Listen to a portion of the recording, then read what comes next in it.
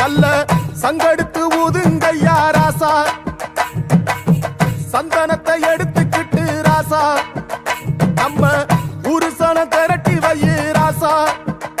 அந்த ஒத்தையடி பாதையில அவன் ஓடி வரான் காள மாட, அங்க உச்சி பானை ஒசரத்துல அவன் ஆடி வரான் காள மாட.